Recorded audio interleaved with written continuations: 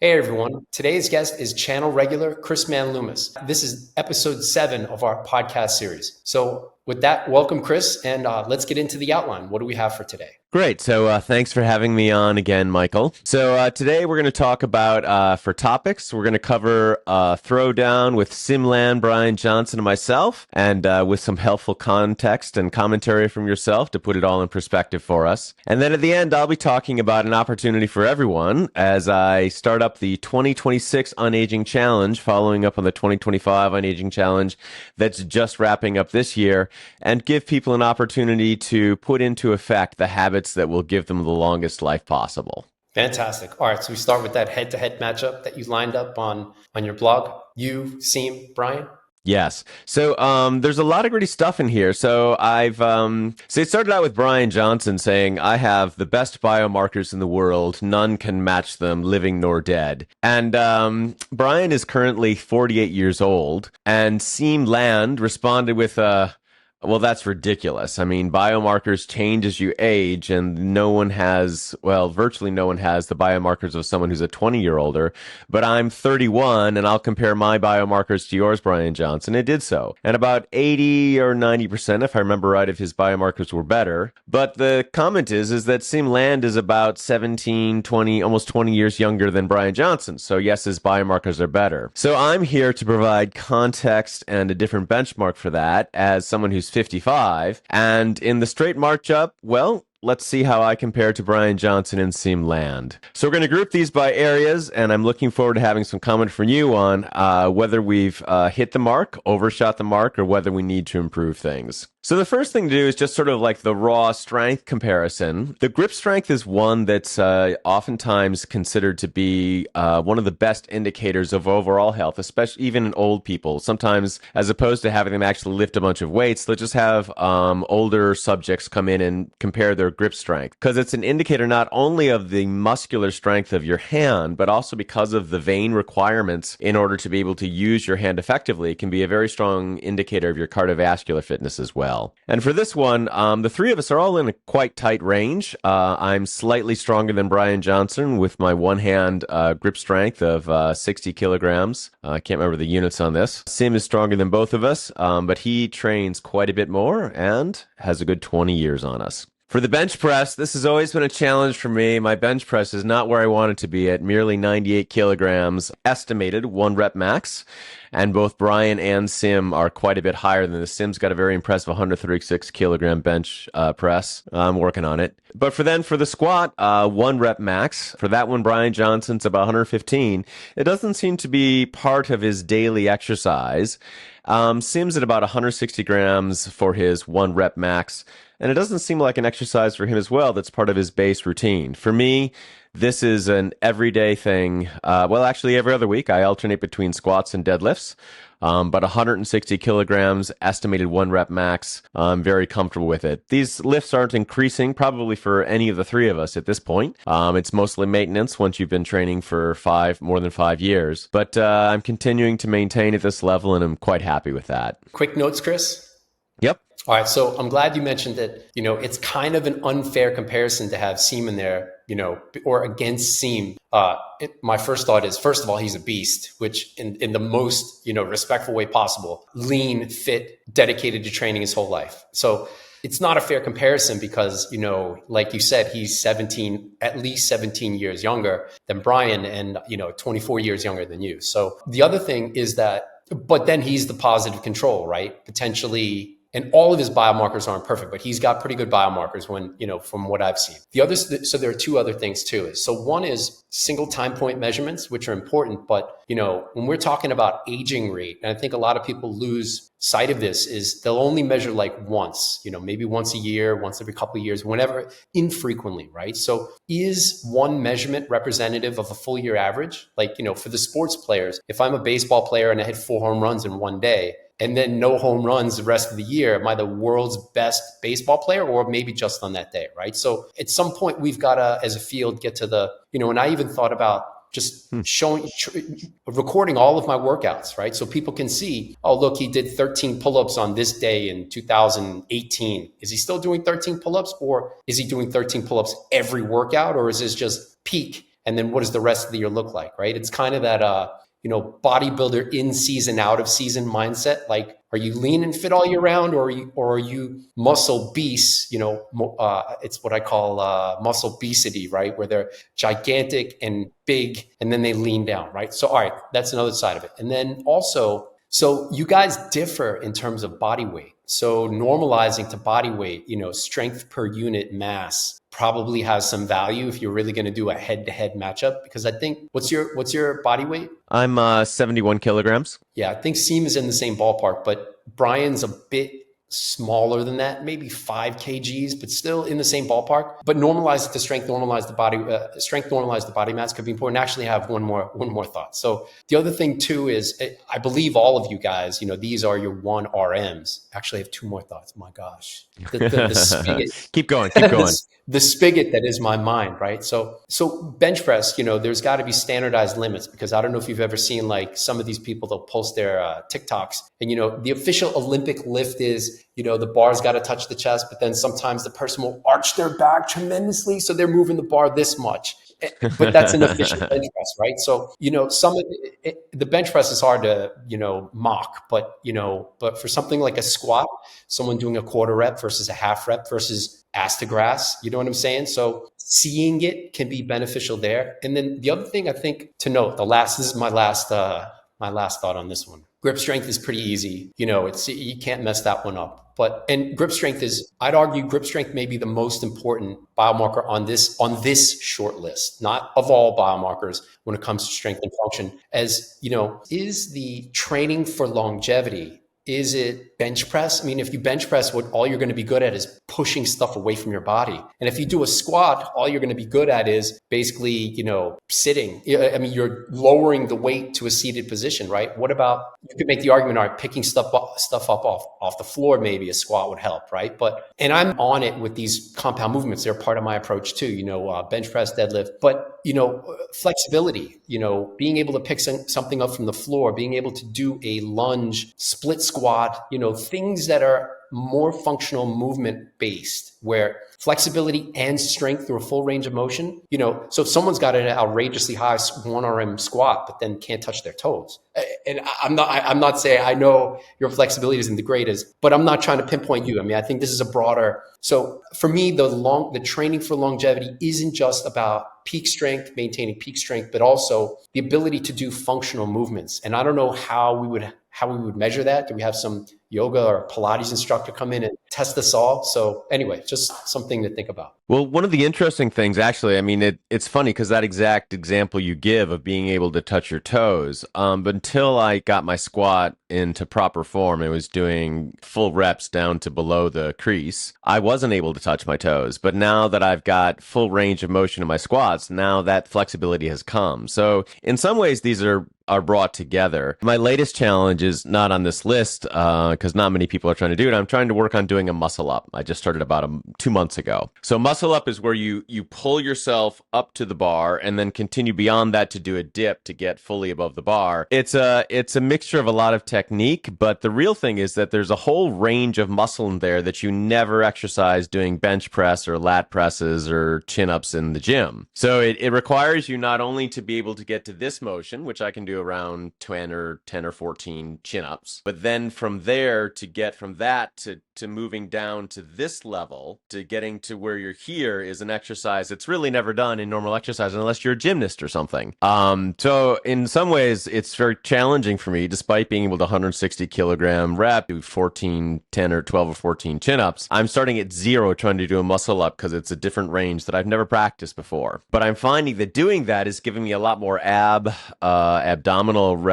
exercise and other things, and a lot more functional range that I never had touched before. So it is definitely interesting that it can be quite different for them. But I'm still of the feeling that basically you need to get the big stuff, and I generally feel that the physical exercise is more important than worrying about the flexibility. Although, to the point though, I say that, and yet I do my Tabata kind of exercise where I'm doing 30 seconds of high intensity, actually 20 seconds of high intensity exercise. But I'm always doing something very different for that, like jumping jacks or mountain climbers or burpees or something, which is then giving me that kind of a full body thing. At one point, as I got around 50 or so, I started to get what they call in Japan 50-year-old shoulder. Which is to say, because you haven't been doing this motion very much, your shoulder now has kind of lost some range of motion. And went through some exercises. I have a post on it in my blog if you want to hear more about it or if this is something that's useful for you. But it was a series of just exercises of kind to bring that back into it, and then did that for a period of a month or two, and then it just vanished, and I've been fine since. But I've continued to do those kind of functional movements, if you will, even though it's only 4 minutes. A Tabata workout is only 4 minutes long, 2 or 3 times a week. And that's had a huge difference in what I feel in my ability just to do whatever's required of me so I can apply the strength that I have with my grip strength and my bench press and other things. Yeah, nice. So just to push back on the flexibility, I'm not saying that we all need to be, super uber flexible. It's just, flexible for functional activity of daily living, things. So, and within that too, and so I get what you're saying, that the burpees and squats and deadlifts, you're going to have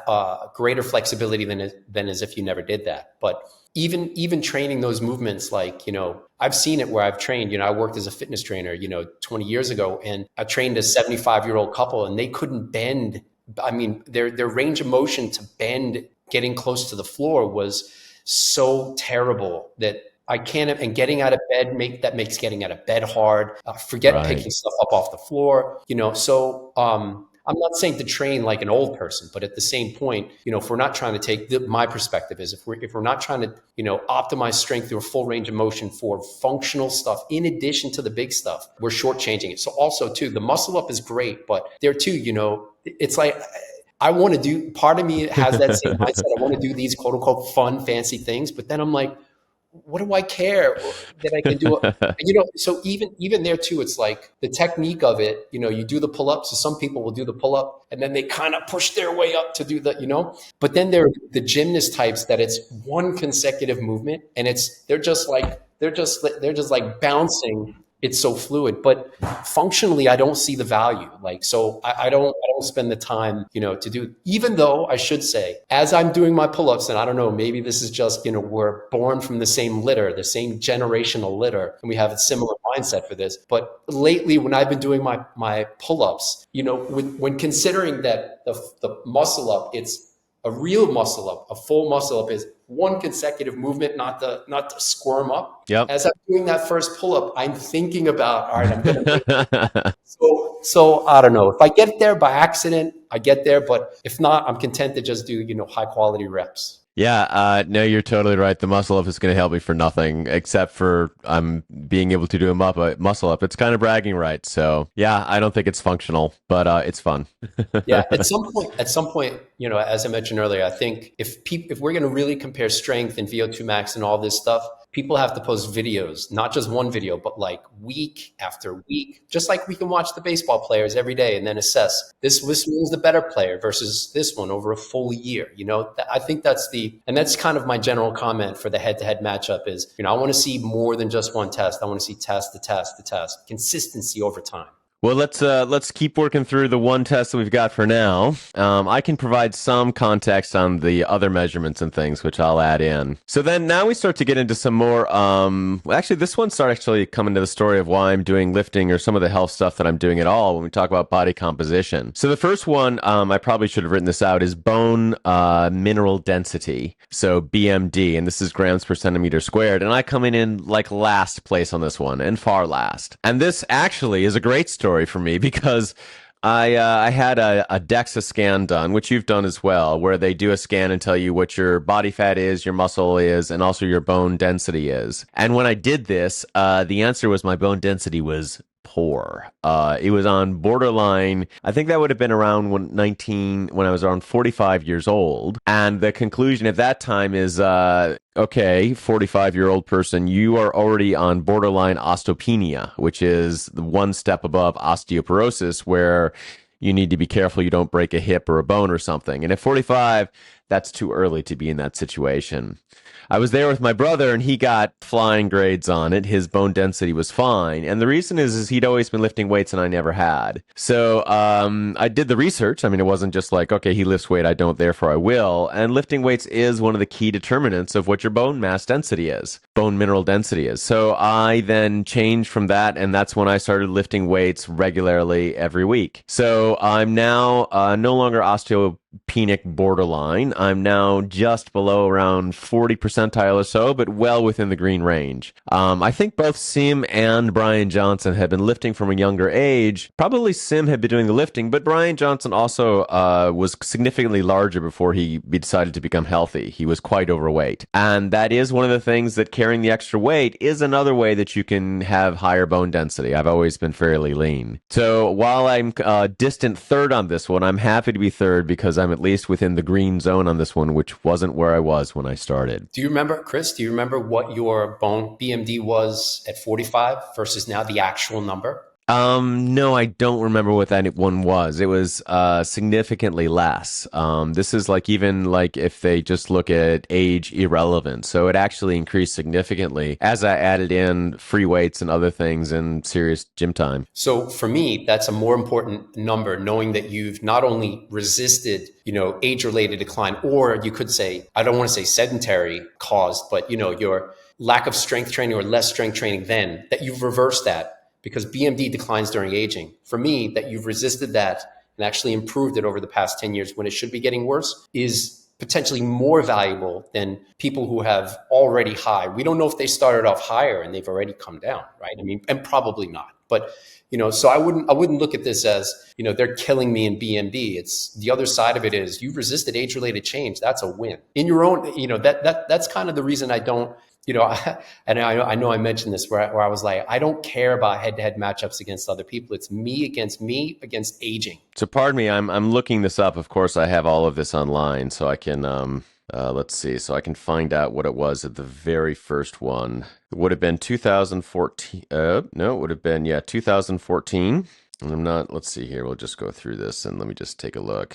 It was 1.128 at the time. So. Okay. Not that much less, but the real important thing is that is now 11 years ago, and my net bone mass density is much higher. You can see it also when you look at the picture of the actual DEXA scan, because they give you sort of like here's your density through your body, and I looked ghostly from the waist up, like my upper body had significantly lower bone mass density to it, and now I've evened that up and overall increased it on average, so I'm quite proud of it. As I said, it's pulled me off of what was borderline, and like a few hundredths of a point on this make quite a bit of difference. So the right direction. Yeah. And even if it was stable over 11 years, also a win, So yeah, it doesn't have to be the highest of the high. You don't have to have a 400-pound bench press, but are you resisting age-related change and even making a small improvement? That's a win. Yeah, on the visceral fat, going on to the next one here as well, Siim is trained on this one quite specifically and deliberately. And as you say, he's a bit of a beast. He's in the gym longer than I would consider to be healthy, actually longer than he would consider to be healthy by his own book. At the same time, he's 31 years old. It's fine. He's not going to fall over at this point, especially given all the other things that he does. But I have a little bit less visceral fat than Bryan Johnson, despite having a few years on him. So then moving on to... Go ahead. Going back real quick. So I think this is an important point because most people, even if they're focused on, so when you think about the eat real food and exercise approach, which is great, that'll get most people to 85, 90, maybe even 95, and a few people beyond that. This is the silent, aging right here, BMD, visceral fat, muscle mass. The body weight may stay the same, but the body composition changes. Less muscle mass, higher fat and visceral fat, less bone density. So I see this as essential in the longevity testing hierarchy, top tier, DEXA, some consistent measure of body composition. And visceral fat may not seem like a big deal. You just lower overall body fat, you should have low visceral fat. But at least in rats, when you remove visceral fat, they live longer. And it's like 20% longer. So visceral fat's a big one. Now, in terms of the absolute numbers for you guys, and again, Siim being 17 to 24 years younger is fantastic for his visceral fat, and he purposely stays lean. Your data and Bryan's data is far from terrible. I mean, average values in 20-year-olds is about where your data is. Both of your data is half a pound, so 200 or so grams. The other side of that, though, is having 200 grams of visceral fat worse than Siim only having a quarter kg, 100 grams? And one way to assess that is, so visceral fat is going to impact things like liver health. So if you have a lot of visceral fat around your liver, fatty liver, you're going to have higher triglycerides, worse metabolic health, including glucose and HbA1c. So if at yours and Bryan's level for visceral fat, if your triglycerides are less than 45, if your HbA1c is 5, it's not bad, right? And so, and even if it's slightly on the higher side, I mean, both of your data is in the outstanding range. So yeah, I'm very happy, and we'll get to all of those figures that you just talked about, actually. So the next one is to talk about the hormones. Hormones, I think that it's much overdiagnosed. It seems to be kind of like trendy right now to get testosterone supplementation. I don't do any of that. Just work out at the gym and do the exercise stuff. On these things, I think I was generally in the middle. Testosterone was a little lower, but free testosterone, I'm between Bryan Johnson and Siim. Sex hormone binding globulin, I'm not sure I'm getting that quite right. You can correct me on that. Then I'm the highest on that one, considered like lower is considered to be better for that. And then DHEA, I'm in the middle of them. But I think these are in a normal range. There's no concern for me, but I don't have too much to say about this. Comments? Yeah. So total testosterone. So, and this goes to my general point too of age-related change. Less than 300 is associated with an increased all-cause mortality risk. How much above that is optimal is very debatable. I mean, I don't know that 900 is better than 700 is better than 500 in terms of mortality risk. There isn't any data on that, but resisting that age-related change is huge, right? So was your data once 700, now it's 500? I don't know, right? That's the big thing. Right, and I don't do the testing often enough to know whether that was just variation or whether that's an age-related decline. Yeah. Also, I can't get this tested in Japan where I live, so I'm always sort of jet lagged to some degree. And testosterone varies a fair amount based on what time of the day when you test it. Highest in the morning and lower in the later on. So I'm always kind of like, okay, is this a comparable number when I go back and maybe measure it the first day after I get back? And I'm very jet lagged from the States because I can get this tested in the States, but not here. So it's I definitely could use more data on this one to know where it's going. Free testosterone is an interesting one because, it should track with total testosterone. So if total T is low, free T will be low. But things like calorie restriction lower androgens overall, including free testosterone. But there's a lower limit there. Now, you guys aren't close to that lower limit. The lower limit is about 5 picograms per mil. Being below that associated with an increased all-cause mortality risk. But knowing that calorie restriction lowers free testosterone and knowing that calorie restriction is like the gold standard for longevity, at least in animal models, it raises that balance of is lower free T and even lower total T, not necessarily 500, but not below 300. Is that pathological or is that a sign of pro-longevity? And to that point, SHBG, all of you guys are in, a quote unquote, what I would consider normal, but calorie restriction dramatically increases SHBG to values greater than 100. So now that may not seem like a big deal, but SHBG binds to total testosterone, thereby reducing it in blood, which would then potentially lower free T. Now, in the calorie restricted state, as I mentioned, I don't know that that's a big deal, but SHBG increases during aging, and higher SHBG just during aging is associated with metabolic syndrome. So now you've got this dichotomy of, okay, well, CR increases SHBG, but that's a pro-longevity potential thing. And then you've got the average population where SHBG increases not on CR, and that's associated with metabolic syndrome. So this isn't as easy of a story as I think most people put out there. And then in terms of DHEA, I don't track that, but I track its sulfated form, DHEA sulfate, which is a neurosteroid and declines during aging, just like testosterone. And that's actually, a biomarker of adrenal function. So that's a big one to me that I'm tracking consistently, so. Yeah. All right. Yeah, I mean it's all things are okay here. It's hard to sort of see where the big picture is on that. But as we come to liver function, and actually I've had a more recent test of these, and my results have improved further on these. Not sure what the issue was at the time, but this for me, honestly, I don't have that much to say about this. When they give me these tests, I also get an ultrasound as part of them, where they could look for fatty liver directly. Right? They can then actually see sort of the fat content by the reflection or something. Not sure if it's reflection or what it is, but the ultrasound. But my liver is healthy. These ones, by the way, are some of the. You talk about the history of it. When I ran the marathon, was training for the marathon, I should say.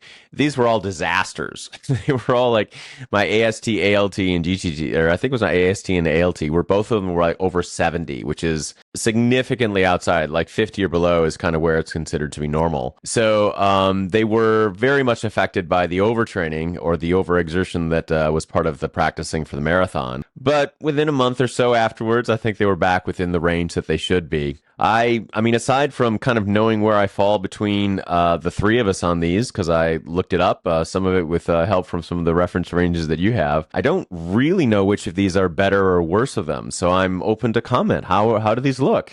A couple of things. One, that's a great point about training impacting liver biomarkers. So before every test, I standardize when the last workout is before the blood test to minimize that potential impact of training or overtraining on the biomarkers. So if the blood test is on a Monday, it's a Friday workout, no later than a Friday workout.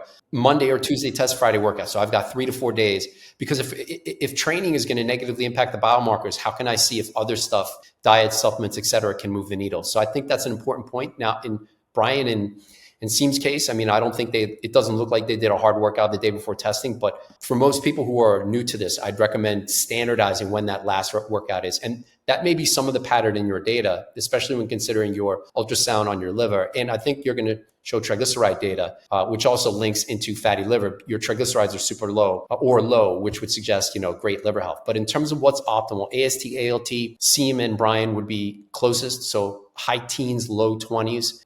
And when I say optimal, this is in terms of all-cause mortality risk in a study of 16.6 million people. GGT less than 12, and also GGT increases during aging. So unfortunately, it's probably training related. I find it hard to believe you'd be that far out, but they've got you beat there. ALP less than 48, so they're pretty close to that. Bryan, for whatever reason, is off the charts. Well, not off the charts, but he's far away from that.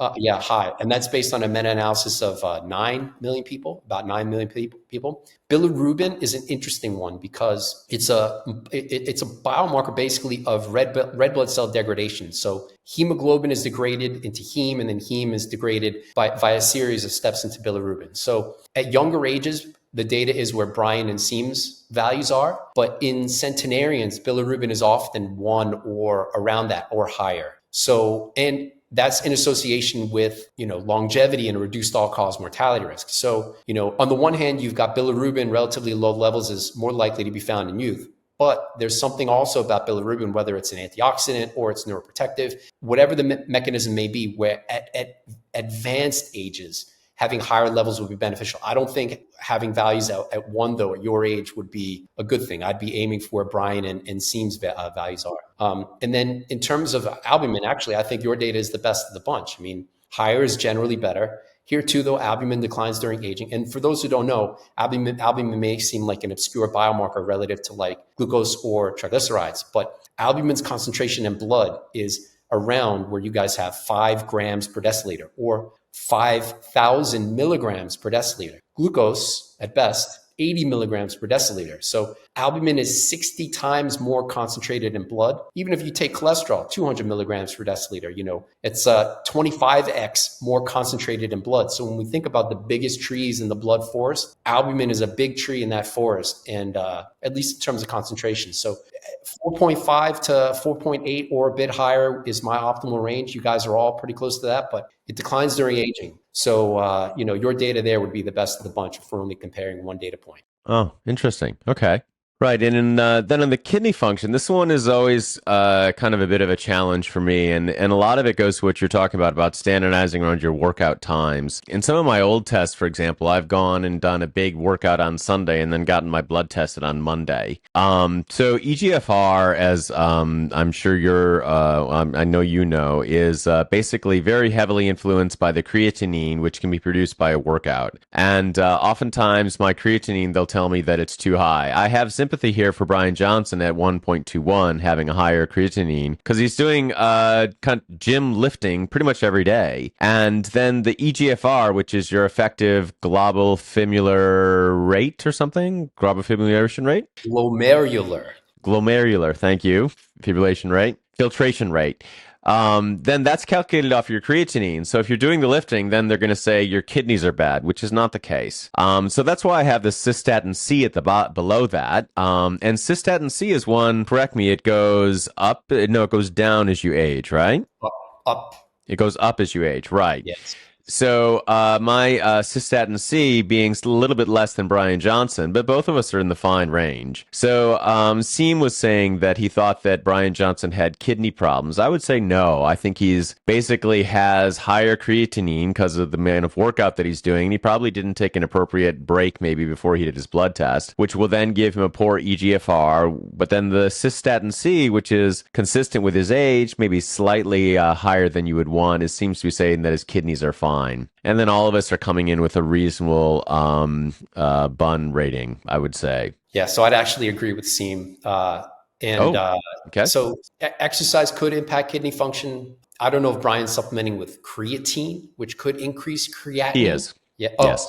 So that could be a part of his creatinine being relatively high. That 1.21 is way too high. But again, I don't know if that's creatine on its own or, and then creatinine is proportional to muscle mass. So creatinine can be higher. But if we use that metric, and Siim has probably got both you guys beat and me by far in terms of muscle mass and density, his creatinine should be off the charts, but it's not. EGFR I place no value on because that algorithm, that equation is based on creatinine and age, chronological age. So if your creatinine is relatively high, EGFR is going to be relatively low. And they have EGFR equations based on cystatin C also. So rather than using an equation so you could have low creatinine, and just because your chronological age is increasing, EGFR is going to be decreasing. So I don't like those. I place no value in the EGFR. I want the actual data. So now, if we're going to assess Bryan's kidney function, that cystatin C does provide more insight because cystatin C is thought to be not proportional to muscle mass, less influenced by muscle mass. In terms of what's optimal there, less than 0.7. So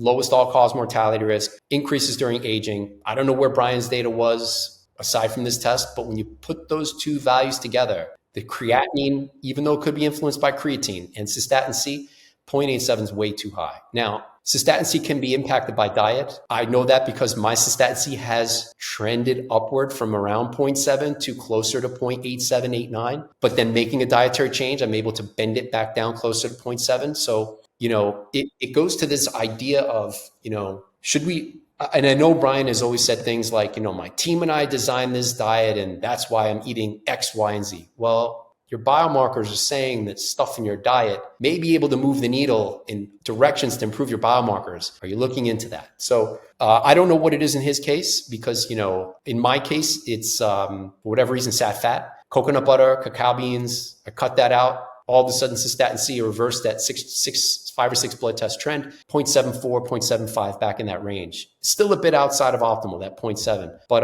cystatin C and creatinine would suggest that Bryan does have some suboptimal kidney function. Additionally, during aging, when kidney function declines, blood urea nitrogen or urea will increase. So urea in blood is derived exclusively from nitrogen-containing compounds, specifically amino acids, coming from proteins. So even if your kidney function is normal, if your protein intake is too high, or if your protein intake is high, you'll have high BUN, just because of protein degradation. You're just not using all of it. So then you could say, oh, well, maybe Bryan has a very high protein intake. Well, he doesn't eat meat. I don't know if he's supplementing with pea protein or other vegan proteins, but I find it hard to believe that his protein intake is going to be so high and higher than Siim and yours, that would be a cause for a higher than expected bun based on kidney function. The other side of that is his protein intake is probably a bit lower than you guys, and his kidney function is probably a bit suboptimal, as the data suggests, thereby leading to a higher than expected bun. So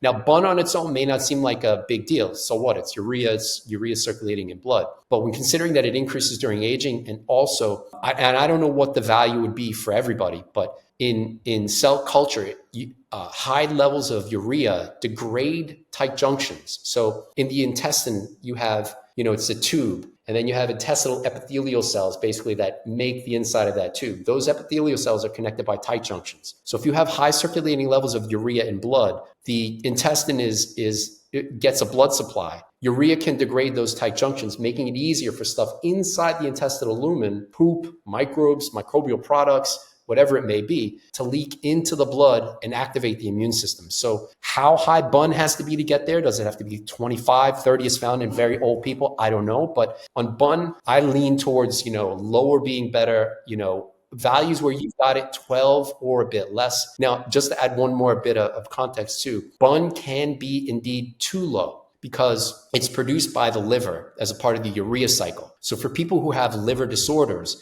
bun can be very low, 5, 6, milligrams per deciliter. This is a very rare case, though, where you've got to have extreme liver failure for that to be the case. 12 in your case is probably not liver failure or liver disease or whatever, but it's just something to think about. Oh, my bun is 7. Well, okay, is that because you're not making it because something's going on with your liver, or is this just a very low protein intake? So anyway, long story short, I would agree with Siim's assessment on this, that Bryan's got some kidney-related issues going on, and it's probably correctable by diet. It's just a matter of figuring out which aspects to move around to try to get that going in the right direction. Yeah, his diet is quite atypical, I think, and so I wouldn't be surprised if there was something in there that was causing a bit of issue. And like for all of these kidney function things, despite his being a bit younger than myself, he's the worst on all 4 of these. So, okay. Right. So as we jump in then and look at inflammation, and this is one where I'm able to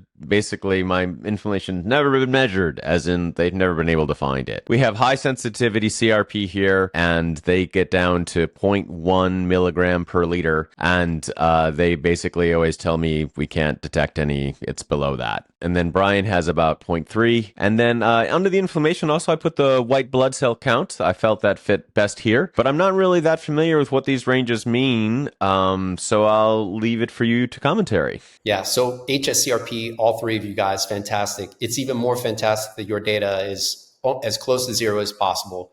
Meta-analysis shows that less than 0.3 may be optimal. So the lower, the better for HSCRP. Increases during aging, higher levels associated with increased all-cause mortality risk. Is it better for it to be 0.3 versus 0.05 milligrams per liter? I don't know. But avoiding that age-related change and making sure that it stays relatively low, essential. Now, for white blood cells, I find no value in looking at the absolute number because they're not a homogeneous group of cells. In other words, up to about 97%, 95% or more for white blood cells are neutrophils, monocytes, and lymphocytes. Neutrophils and monocytes increase during aging, lymphocytes decrease during aging. So your white blood cell counts could be stable and you could have divergent things going on at the same time. So I find no value in looking at the absolute number of white blood cells, but if we did, 3.5 to 6 would be my optimal. So Bryan's would be a bit too low, but then we could take it even a step further because, people often say like, your optimal ranges are based on sick populations. Well, first of all, I'm looking at the studies that have millions of people, if they exist, if not millions and thousands, hundreds of thousands of people, the biggest studies that exist, large population-based averages. Could you make a case that less than my quote unquote optimal range, 3.5 to 6 is optimal at the individual level for certain people? Yeah, potentially. So could Bryan's 3.1 be optimal, even though it's a bit lower than the 3.5? It could be, but it goes back to this division of the neutrophils, monocytes, and lymphocytes. If, for example, his lymphocytes are less than 1,000, so that would be 1.0 of the 3.1, and then his neutrophils and monocytes are, say, 2,000, neutrophils and monocytes would be pretty close to optimal in that context, but his lymphocytes being 1,000 would be far away from optimal. And we could even, I know we talked about this a bit before, but you could even subdivide the lymphocytes into CD4, CD8, which is what's known as an immune health grade. So 1,000 lymphocytes will be subdivided into T cells. And I know I'm going to lose people here because it lost me. We get into the weeds, but this is where the beauty is. We've got to really understand that the depths and the mechanism of our biomarkers. So the lymphocytes getting further subdivided into T cells, B cells, and K cells. If you don't have enough of certain of those cell types to fight off infection, you're going to be more likely to get infections, stay infected for longer, increase your risk of death from infectious mortality. And all-cause mortality risk is a part of that story. So even if his neutrophils and monocytes were quote-unquote optimal, but lymphocytes were too low, leading to a worse immune health grade based on CD4, CD8, 3.1 may not be optimal. So we would need more context to really properly evaluate if that's quote-unquote optimal. But in terms of the Lustgarten definition of optimal, Siim and your data would probably be closer to optimal than Bryan's. I think we have some more detail on the red blood cells, but I don't think we have that neutrophil kind of breakdown, unfortunately. So, right.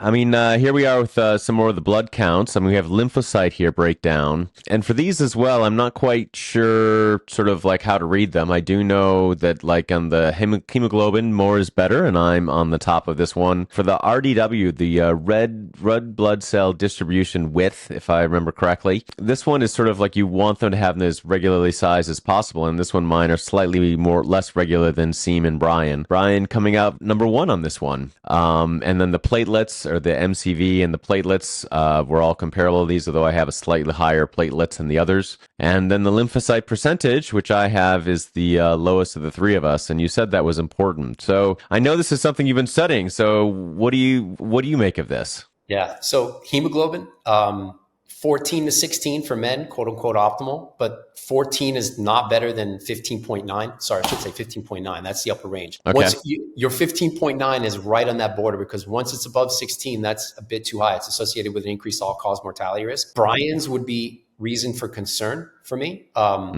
First, it's below that 14 to 15.9 quote unquote optimal range based on all-cause mortality risk. But then, as you mentioned, also declines during aging. And, this might be one reason why I think he mentioned something about HBOT. He's been doing HBOT, and HBOT has improved biomarkers. Well, hemoglobin carries oxygen. And if you have deficits, first of all, if you have deficits in red blood cells, red blood cell number, you're going to have lower hemoglobin because hemoglobin is found in red blood cells. Hemoglobin carries oxygen. Your tissues aren't going to be as properly oxygenated. Actually, in your cells aren't going to be as properly oxygenated as they should be. So HBOT, within that context, you're essentially forcing oxygen into your body and potentially improving aerobic metabolism because now it has oxygen that it didn't have before. So that might be part of the reason why he says things like HBOT improves my biomarkers. Maybe it's because his hemoglobin is lower than it should be. That said, at his chronological age, his hemoglobin is, he's got to figure out how to reverse that. That's going in the wrong direction. Now, for the RDW, your data is a bit too high.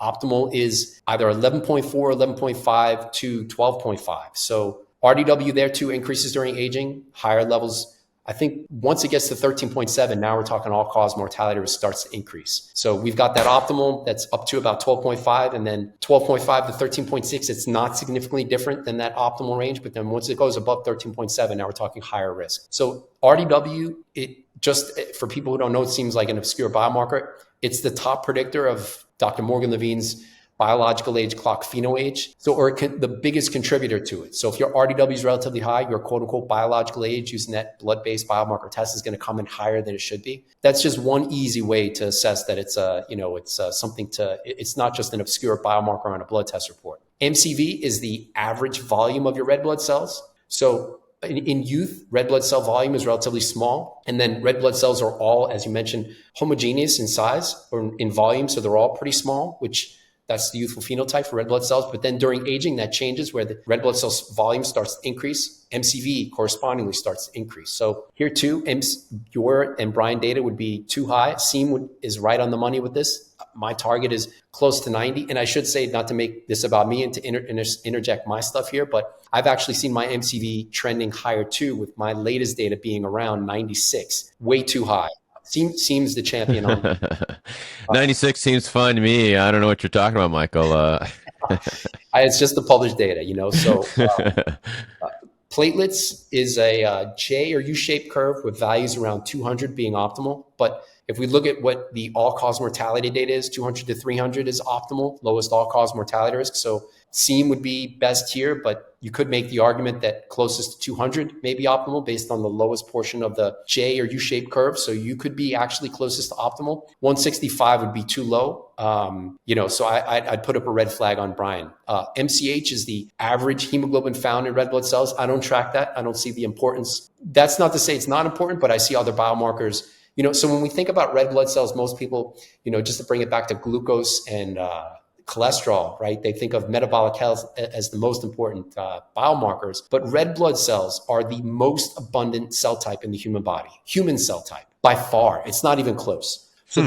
So tracking total red blood cell numbers, hemoglobin, which is found in red blood cells, as I mentioned, declines during aging, the MCV, their volume, and then the variability in their volume, the RDW, are for me, the four most important measures to be tracking with respect to red blood cells and overall red blood cell health and, functionality essentially. So now last step, lymphocyte percentage, I would have put that in the white blood cell, potentially inflammation, but yes. But here we can kind of address that question of, is Bryan's 3.1, is that potentially too low? Because his 38% lymphocytes, so if you do 38.38 times 3.1, so now we're looking at a total lymphocyte count that's probably, so what is that, 1,300 lymphocytes. So if we just look at CD4 and CD8, they should probably be about 800 and 400, but then that doesn't include B cell or NK cells. So if your CD4s aren't greater than 800, now you're in immune health grade 2, which is immune health grade 1 is most likely to be found in young people, Siim's age. So this would suggest his total lymphocytes are on the lower side and not a part of the youngest immune health grade. Now, is that is that for all of his tests? Is this just one test? We'd have to get more data to find out. Right. Okay. So it does seem to track then.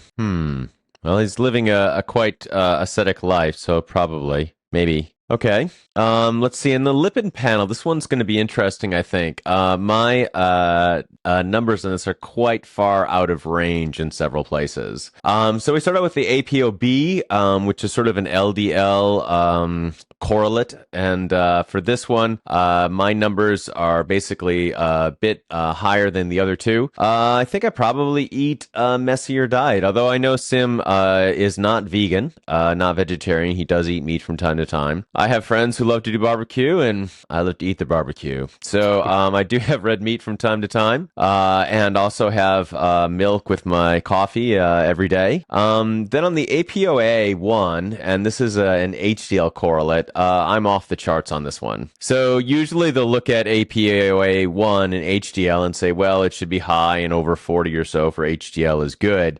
But I'm way at the 227. On the HDLC, you can see there that as opposed to being over 40, I'm 113. I mean, I think it actually is okay. I can go ahead and jump ahead to the next one. There are three things that can raise your HDLs, or your APOA1. One is strength training. The second one is alcohol consumption. And the third one is walking and other exercise. And I do all three of those. My strength training, I do it for about an hour or so a week, right within range, healthy range, not doing too much, not doing too little. For the alcohol consumption, I have exactly one drink of about 200 milliliters of wine at night every day. But 2 or 3 days a week, I'll go out with friends and have 3 or 4 drinks. So that maybe is a little bit of an increase, but I don't consider myself a heavy drinker. But then on the walking, I am absolutely a heavy walker. So I have a walking desk. In some of our earlier videos, I walk throughout the entire video. I'll walk 20,000, 30,000 steps a day without really noticing it. And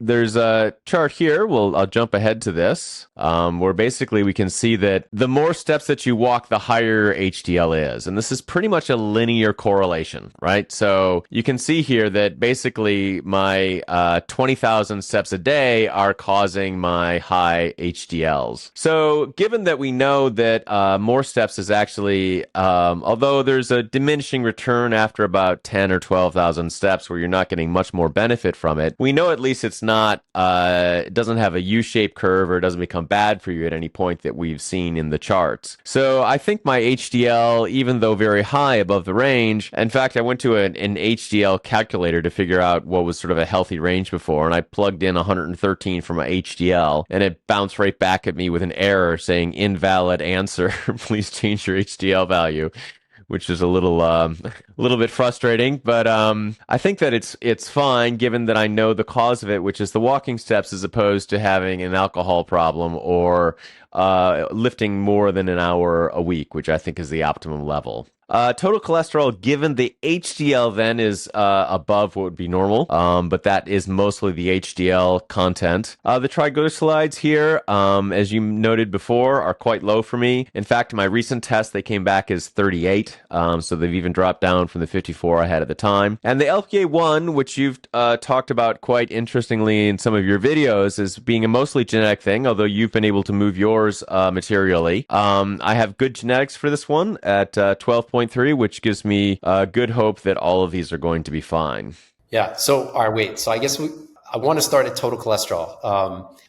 Total cholesterol for me is kind of like the white blood cell story, because total cholesterol is not homogeneous. You've got, HDL going in one direction, cardioprotective, versus the ApoB containing lipoproteins, LDL, lipoprotein A, VLDL going in the other. So I find no value in looking at total cholesterol. The individual lipoproteins and ApoB, I find the most value. So that's one. So two, if you can go forward to the HDL, if you can go forward one slide. Mm-hmm. So if you look at extrapolation of the trend line, even up to 20,000 steps per day, that's probably about 1.6 millimolar on average, right? So 1 millimolar is about 40 milligrams per deciliter, which means that if you're walking 20,000 steps per day, the average expected HDL based on this plot, and you can even see the gray is the 95% confidence interval. So at the highest, you'd expect to see HDL 65, 70. So I don't know that this is the major factor in your case for higher HDL. It may be a part of that story, but based on this, your HDL would be 50 milligrams per deciliter lower. Now, can you go back? So unfortunately, right. So, yep, go ahead.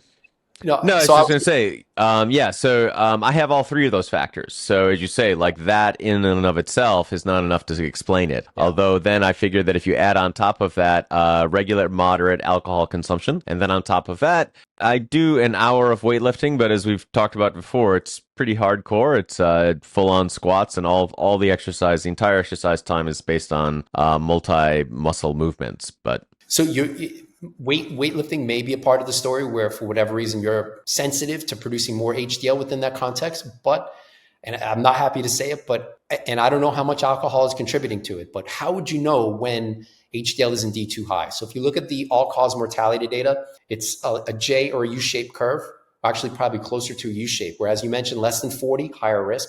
Then once you get above 70, also higher risk. So ApoA1 tracks with the HDL story, because ApoA1 is found almost exclusively on HDL. It can be freely floating in plasma, but if it's in blood, it's almost exclusively coming from HDL. And I know that not just because of the, published mechanism and that it's, found on HDL, but I measured ApoA1 and HDL. I looked at the correlation over 7 tests, and the correlation coefficient is greater than 0.9. So I actually stopped measuring ApoA1 and just, I'm only focused on HDL. There's no need to measure them both. So if you look at the quote unquote optimal range for HDL, 50 to 69 men and women. This is a study of like 12 million people or more. I don't remember the exact actual number. It was greater than 10 million. But so, okay, let's bypass that. Let's look at ApoA1. Well, in a small study, I think this study was about 300,000 people. All-cause mortality risk for ApoA1 was lowest for 150 to 180 milligrams per deciliter. All right, what about greater than 180? Well, although lowest risk was that 150 to 180, all-cause mortality risk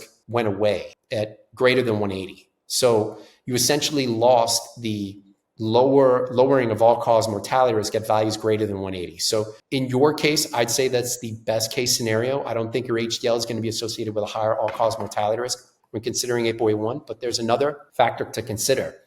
So HDL, high HDL, cardioprotective. So then why, or within what context would high HDL be potentially bad for health and or longevity? Well, when considering that, as you mentioned, alcohol can raise it, and knowing that, and I'm not saying you're an alcoholic, by no means, I'm not saying that, I'm sure you're not, you moderate alcohol intake, but for people who are alcoholics, HDL is dramatically high. And within that context, they've got damage to liver enzymes. GGT is relatively high, AST, ALT.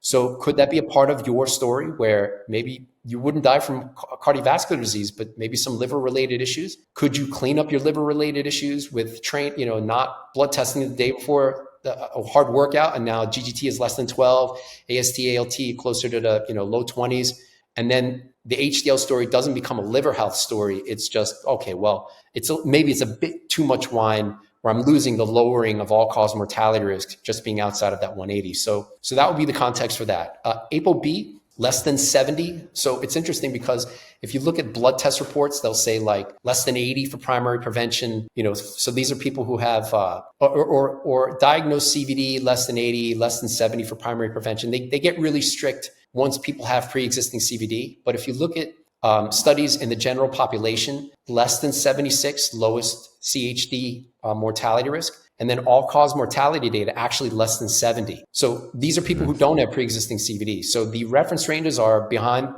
the times. Now, here too, this is a bit, Bryan's a bit of juicing here. He's on some PEDs where he's taking a statin. So his 70, right at that quote-unquote Lustgarten optimal, he's juicing, right? He's taking, a statin to lower it. And would that be as beneficial if he could do it naturally? I know Siim's not on a statin, so I'd actually place the greatest value on Siim's 58 relative to Bryan. You'd be a bit too high. Now, you could say, all right, if optimal is 70 and, potentially the slowest progression of CVD is going to be less than 70, what's the atherosclerosis progression rate for someone at 80 or 90 versus 70? Is it 1% per year, 0.1% per year? But even at a very slow rate, ideally we want it to be flat at the lowest, right? So trying to get it lower than 70 would be optimal. And it's easily, you mentioned eating barbecue, and I think it's probably full fat dairy that's going in that coffee. It's not, it's low fat. So ApoB is pretty easy to reduce for most people. Higher sat fat will increase it. But then there are published RCTs where if you increase soluble fiber and total fiber intake super high, ApoB comes down very fast within 2 weeks. So cutting sat fat and increasing fiber intake, how high people may need to go? Is that from 30 grams of fiber to 40 grams? Probably not. May have to double it or go even higher. But for people who are struggling with ApoB, it's a relatively easy biomarker to move the needle on.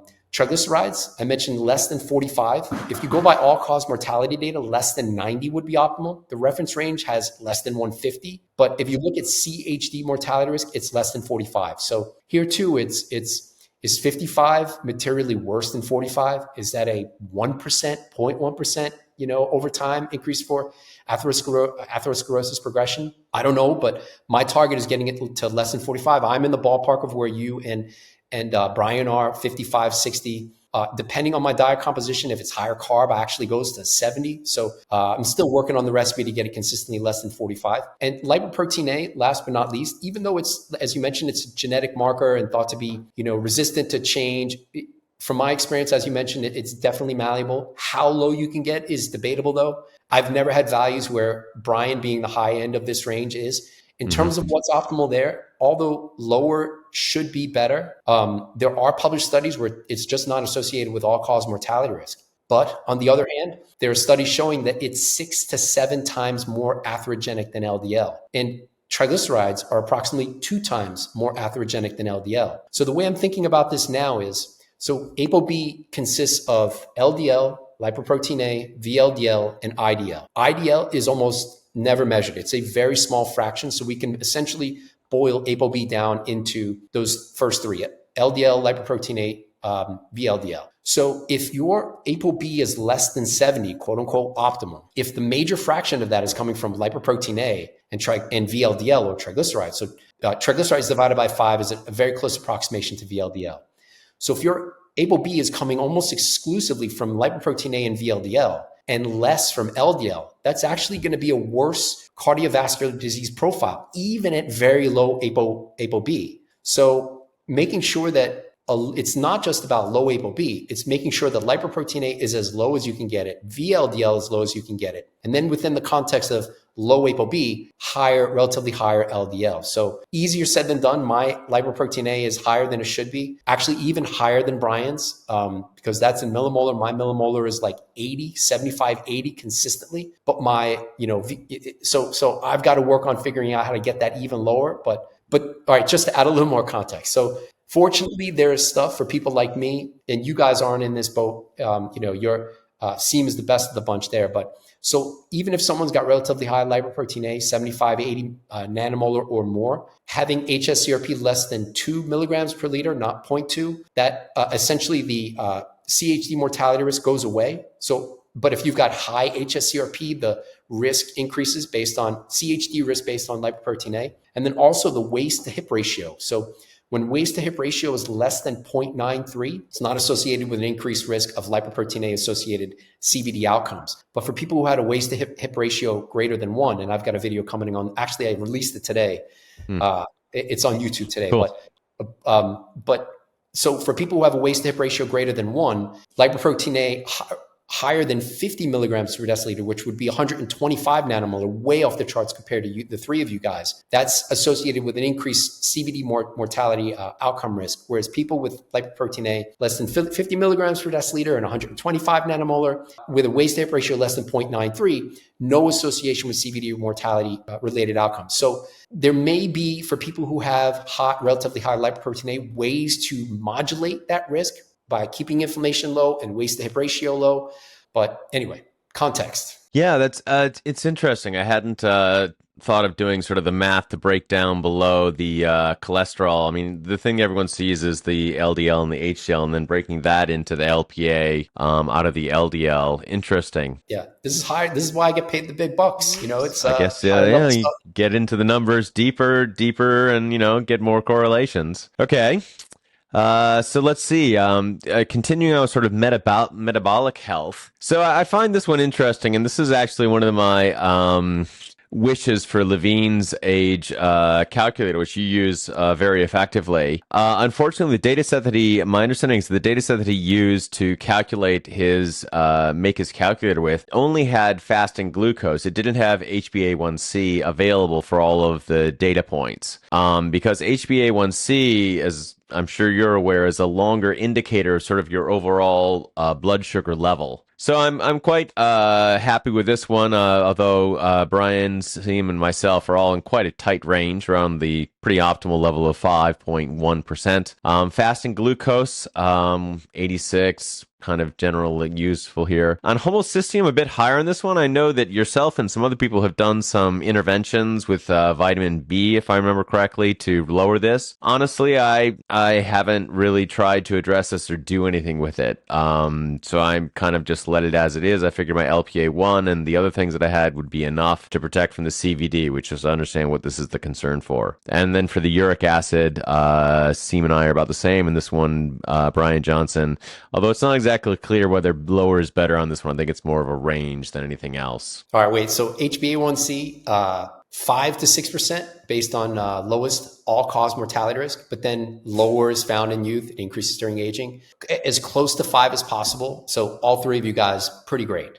Even Siim's 4.9. I'm not going to nitpick over 4.9 versus 5.0. Probably fantastic. I see more value in HbA1c, as you mentioned, just because it's a longer term marker up to about 120 days. And I say up to because that's an average, right? Red blood cells can live shorter than 120 days and they can live longer, which can affect HbA1c measurements. So I see that as a better measure than fasting glucose. So I'm not worried about Bryan's 97 because his HbA1c is 5.1. Optimal for glucose, 80 to 94, being closer to 80 being optimal. So, I see, Bryan's 5.1 is probably okay within that 97 context. Homocysteine in your case, that'd be something I'd be trying to reduce. So the argument against homocysteine lowering is that whenever I raise it as a biomarker, people are like, well, look at primary prevention trials that try to lower homocysteine. It didn't improve CVD related outcomes. And then my retort to that is, okay, yeah, in the short term, but CVD is a long-term process. These intervention trials, maybe they're 6 months, a year, 2 months at most. Are you really impacting CVD related outcomes if you're reducing homocysteine for up to a 2-year period, but it's been elevated for 30 years when CVD has happened, right? So that's one side of that story. The other is that it's in vitro and cell culture models. It's neurotoxic and it causes endothelial cell senescence. So this is a big one in my mind. The question of how to reduce it is not so simple. Most people, every time I make homocysteine video, I get comments like, trimethylglycine, betaine, that brings it down for me. And it could work, but that's not the only place to look because there are many ways to lower homocysteine. In my case, I've supplemented with 4 or up to 5 grams per day. No dent on homocysteine. So figuring out where the weak link is in that methylation chain, it may not just be about B vitamins. It could be, other methyl donors are lacking that are not donating that methyl group to homocysteine to convert it into methionine. So my target is actually closer to where Siim is at around 5. And then uric acid, you mentioned, not knowing if I think you said something like that, what's optimal there for longevity. So there's a study that was done on the odds of living to 100 years in association with uric acid levels. And actually 4.2 was right at that cutoff. So if values less than 4.2 milligrams per deciliter were associated with about a 2-fold higher odds. Now, granted, this was like 4% versus 2% of living to 100. But still, it's people who had uric acid levels less than 4.2 had a higher odds of living to 100. Now, this may actually be good news for Bryan because he's got values of 4.2. Uric acid levels are inversely proportional to eGFR. So worse kidney function, uric acid should increase. So if Bryan does have some amount of poor kidney function, I'd expect higher than expected uric acid levels. The other side of that is uric acid levels can increase with a high meat diet, even alcohol, which I know are not a part of Bryan's diet, which may suggest that maybe limiting the dietary precursors for uric acid are helping him keep it low, even within the context of suboptimal kidney function. But yeah, 5.2, 5.1 is far from terrible. I mean, it's associated with lowest all-cause mortality risk, but less than 4.2 is my target based on the centenarian data. Okay. Yeah, I'm not sure how to move this one. I'm quite happy with the HbA1c. That's one of my key metrics, along with the HSCRP, the overall inflammation, the HbA1c is the metabolic health. I think these are fundamental. Then in the sort of, once again, taking a step away from the direct blood tests on the VO2 max, all three of us are quite exceptional on these things. Siim at 66, although he's a younger lad. Mine is currently 48 the last time I checked it, which was when I just was having a trip back to the States where there's good machines there available for testing it. Although when I was training for the marathon, it was 61.5. So when I'm in full on giving it all I've got, it's quite a bit higher than this. It's not necessary, and I'm quite happy with the day-to-day of 58. My blood pressure at 121/78 is a little higher than I'd like it to be. I've been working with taking potassium to lower this because I don't want to eat vegetables and fruits all day long.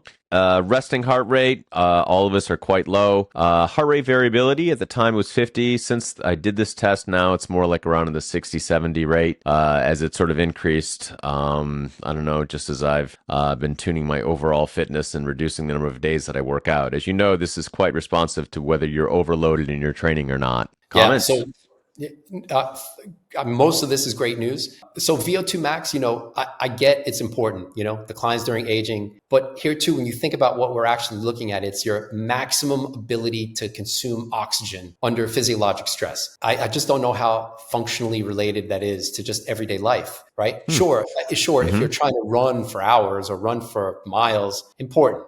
But, we're not operating at VO2 max. Now, you could say, all right, it declines during aging. If you live long enough, your VO2 max will decline to the point where you can't breathe and you can't make any energy. Yep. Okay. Yeah. So for sure. But if you look at all-cause mortality data, it's like anything greater than 50 is lowest risk. Is having a VO2 max of 65 better than 50? Maybe. But even the groups, that were close to 50, 40 to 50, all-cause mortality risk was still dramatically reduced relative to someone who's sedentary. So I think here too, just like the bench press and other strength measures, the absolute number, as long as you're above 40-ish, not that important in my opinion. But resisting age-related change, a big part of that story. Also, too, what VO2 max doesn't really capture is like sprinting or reaction time. I mean, granted, you'd expect someone with a high VO2 max to be able to, sprint relatively fast, but they're not necessarily similar because, the marathon runners are not in 100-meter dash, right? It's two different types of athlete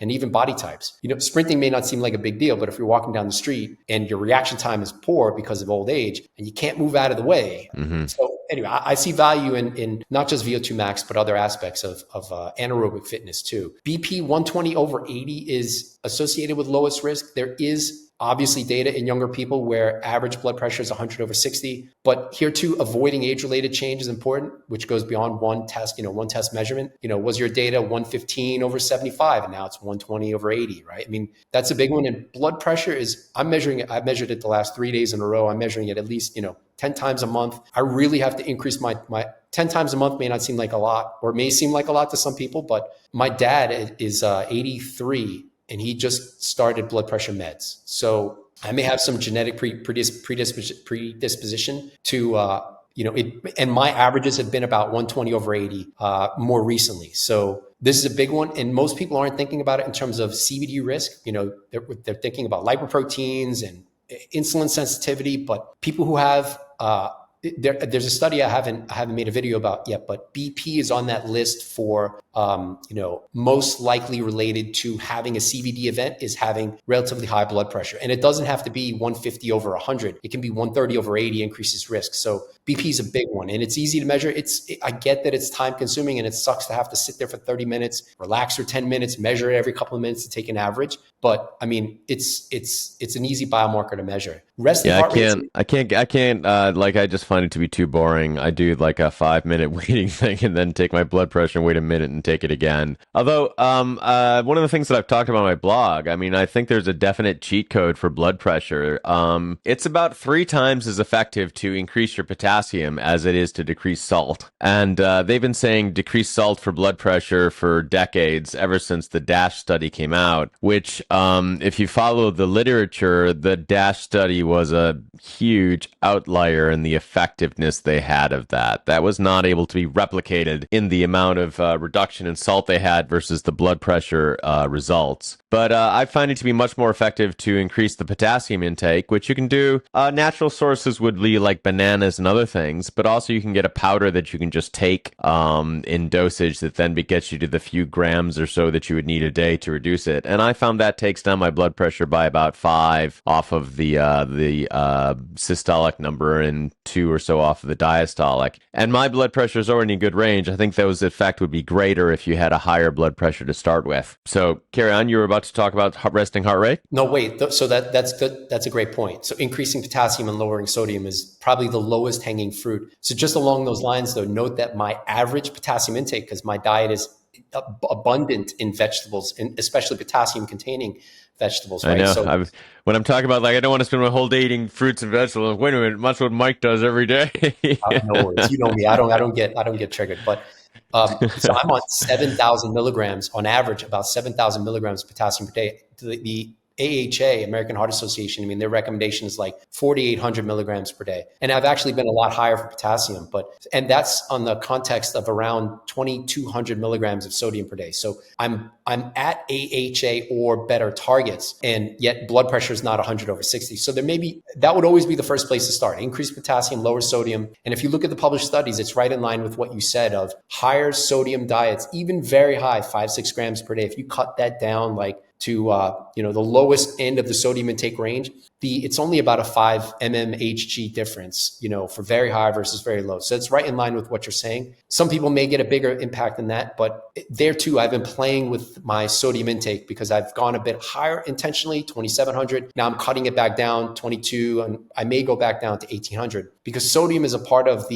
sodium can impact the stress response, including norepinephrine. So if your sodium intakes are actually too low, like 1,300 per day, norepinephrine can be higher. And why that's important is because norepinephrine is a marker of chronic stress. Norepinephrine negatively impacts the next 2 values on the list, resting heart rate and heart rate variability. So then it raises a question of how much sodium intake is optimal for lowering systemic levels of norepinephrine and potentially allowing for highest heart rate variability and lower resting heart rate, but without messing up blood pressure. So I've been doing that experiment. My blood pressure, I'd rather have the blood pressure improvements and, keep it on the lower side. So resting heart rate's an interesting one because inverse U during aging, relatively low in youth and older ages. It couldn't be hard to discern with a peak at midlife. So heart rate variability breaks that tie. So HRV is very high in youth, and then it declines pretty steadily over the lifespan. So at older ages, you'd expect to see a relatively low resting heart rate, but a low HRV.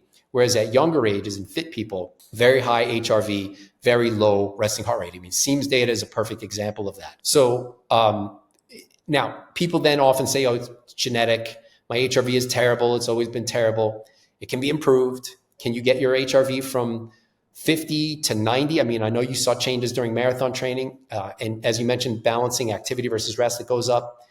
For me, it's not so much the absolute numbers are important. High HRV, low resting heart rate, it's important, but moving it within one's own genetic maximum. So if you're starting off with an HRV of 35, if you can get that to 60, maybe you can't get it to 100 within the context of a low resting heart rate, but figuring out that recipe to get it there. And then also avoiding the age-related change. So lowering your resting heart rate over time, but improving your HRV, getting it closest to that more youthful profile. And I know we've talked about this in previous pods, but the idea of how is it that exercise is good for average but not maximal lifespan?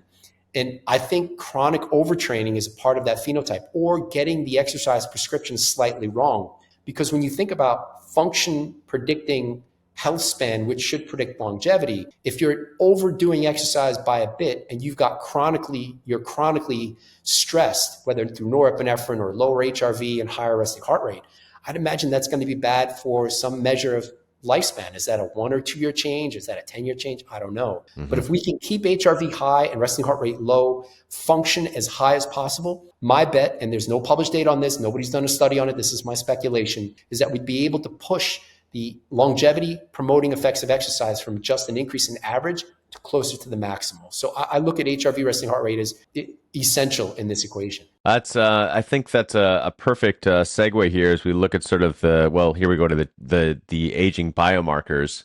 So afterwards I'll talk about the exercise, but before we get to that, this is something that I honestly don't put a whole lot of weight on, although the pheno-age reduction, which you're standing at, is at the bottom of this. The Dunedin pace, Siim also has kind of cast some shade on this, and I have to agree with him on this, is that it's kind of a manufactured benchmark that then they measure against. And the people who make the Dunedin pace themselves say that we find no benefit of doing exercise or eating a healthy diet on our own metric. So that for me, I'm like, okay, those are the most powerful things that we have. If you say that your metric shows them to be of no use, I have no use for your metric. And it's quite expensive. It's around several $100s to take. I've done it twice. The first time I was at 0.8. I was like, okay, well, the second time I was at 0.98. I don't know why. There seems to be a lot of variability in it. Bryan Johnson takes this a lot.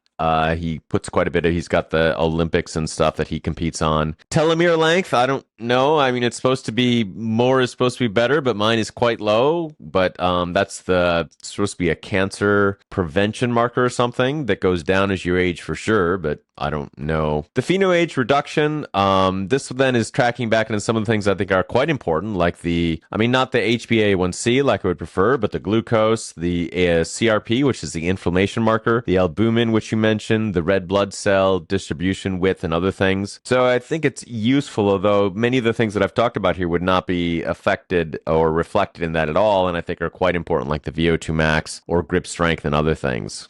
Yeah, so the epigenetics, that's an interesting one, right? Because when you think about genetics is the prediction for what can happen. Epigenetics is one step above that, where you're not looking at the genetics, you're looking at methylation marks on your genome, which then determine if genes are turned on or off.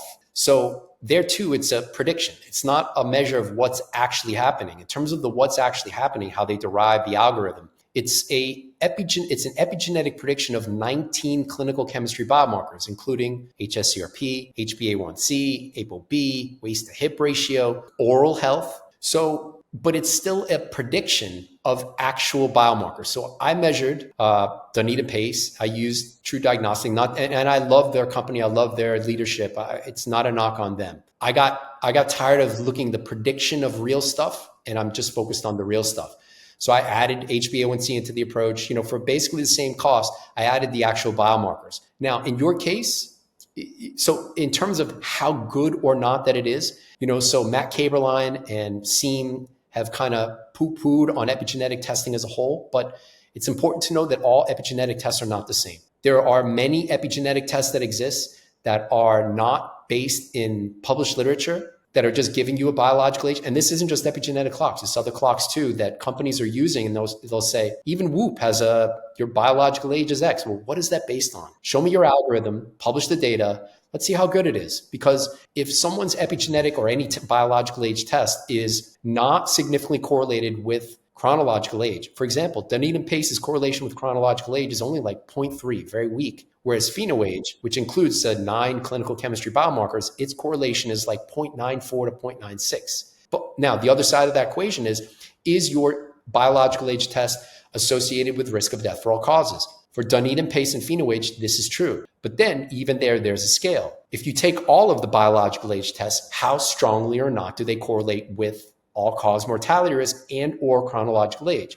So for something like Horvath's methylation clocks, they strongly correlate and are the strongest correlates of chronological age, but they are weakly correlated with all-cause mortality risk. Dunedin Pace is consistently strongly correlated or relatively higher, has a higher effect size for all-cause mortality risk relative to Horvath. But ConquerAging, which I'm sure most people don't know anything about, it sounds like an obscure name, also an epigenetic test, is consistently in head-to-head matchups versus Dunedin Pace and even against PhenoAge, the clinical chemistry blood biomarker-based test that I always talk about. ConquerAging better than them all. So, but PhenoAge is in the same ballpark, and actually Dunedin Pace is probably top 3. If we're going to make a top 3 biological age test for all-cause mortality risk, those 3 are in the boat. But ConquerAging is far and beyond consistently the best. Now, then that raises the question, all right, we know what the biomarkers are in PhenoAge, and I'm measuring it, you're measuring it. We know what the biomarkers are in Dunedin Pace, and you're measuring most of them. What are the biomarkers in ConquerAging? So most of those are not on a clinical chemistry blood-based biomarker test, except for cystatin C. So if we look at the 7, or actually it's now 9 biomarkers that are in ConquerAging. So ConquerAging has a version 1 and version 2. Version 2 now includes HSCRP and HbA1c, so we're covering that base. But for the 6 of the 7 other biomarkers, not including cystatin C, they're not stuff you find on a standard blood chemistry panel. And then also, of those 6 of the 7 biomarkers, they contribute more or less strongly to the overall ConquerAging algorithm. In other words, just like the RDW is a major predictor of PhenoAge, which in your case is bringing your data down and making it look older than it is, some of ConquerAge's biomarkers are actually more strongly correlated with the overall ConquerAging algorithm. And this goes just to the idea of, can we measure the actual biomarkers relative to the predicted? So long story short there, cystatin C is a strong contributor to the ConquerAging algorithm. So essential, in my mind, essential biomarker for tracking quote unquote longevity and overall health. But there's another that I'm tracking regularly, which is beta-2 microglobulin. That's another one of the 9 ConquerAging version 2.0 biomarkers that has a correlation of greater than 0.8 as a predictor of the overall ConquerAging algorithm. It includes other proteins that are less strongly related. There is one that I wish I could measure, which is GDF15, which is like 0.9, not commercially available. But when it comes to the epigenetic test, I agree mostly with Matt Kaberlein's assessment, especially the ones he went over in his video, for most epigenetic tests being rubbish, because the ones he covered in that test were pretty much rubbish. There is a difference between all epigenetic tests. In terms of telomere length, that's also a methylation-based estimation of telomere length. For that, I wouldn't worry about the absolute number, but avoiding age-related change for whatever that metric is measuring, because it's still a prediction, epigenetic prediction of an actual number. But for the PhenoAge, this is an important one because, and I hate to say it, but, for someone like Bryan, who says he's got the best biomarkers in the world, bro, you got to do better. Your PhenoAge is terrible, and his RDW is fantastic. So it's not an RDW problem, and it's not a hard one. And I get you're in the same boat as him, but your RDW is a bit high right now. But you don't proclaim to have the best biomarkers aside from this video. He's been saying it for a while. So, and there is a longevity World Cup, and I don't want to say I'm currently leading it But once I got in You're that currently game, leading it though. yeah, I am currently leading it though. And if you rank my data every year, going back years, I'd still be top 10. So here too, it's not just about the absolute number. This is a composite of 9 actual biomarkers. So if you're resisting age-related change for all of those 9, I'm more interested in the overall number over time. Where is your quote unquote pheno age 7, 10 years later compared to where you started? And if it's the same, well, you've potentially slowed aging rate for at least those biomarkers, right? Does that translate into better health? Well, having a younger pheno age is associated with a lower risk of death for all causes. So that's a positive. That clock will increase by 0.9 years for every 1 year of chronological age. So if you fast forward 10 years, you should be 9 years older. But if you've minimized that where there's no age-related increase, well, you've increased your biomarkers and potentially slowed aging rates. So I'm more interested in long-term trends. And I have a video, I just posted it on Patreon yesterday that won't make it to YouTube for maybe about a month, where I show that data, 7 years of pheno age, how am I doing in resisting age-related change or not? How well am I doing? So it's not just about the one test. It's about long-term trends, right? A true pace of aging, not one test. Yeah, it's been an interesting one. That was one of the ones that I started with was the pheno age, and then punching into there actually because you provided online and immediately put in my data on that one. Yeah, it's I have these as deltas in here as I think they should be because as you mentioned, it sort of just will go up with your age because it's part of the formula. Yeah. So a quick note, Chris. My adding the free Excel spreadsheet is now outdated because I guess if you just go on Grok on X and you type in calculate my pheno age, done, easy. Don't have to do anything. Yeah. Huh. Cool. Yeah. I mean, I'm going to do that now. Next. But you've got to ask it for the corrected version because there was an error in the, we've got, maybe we're not outdated. The Excel version has the updated algorithm. There was some confusion about the algorithm for better or worse, but you've got to, with all things LLMs, you've got to give it the right question, and tell it to have the corrected version. And check it. Definitely.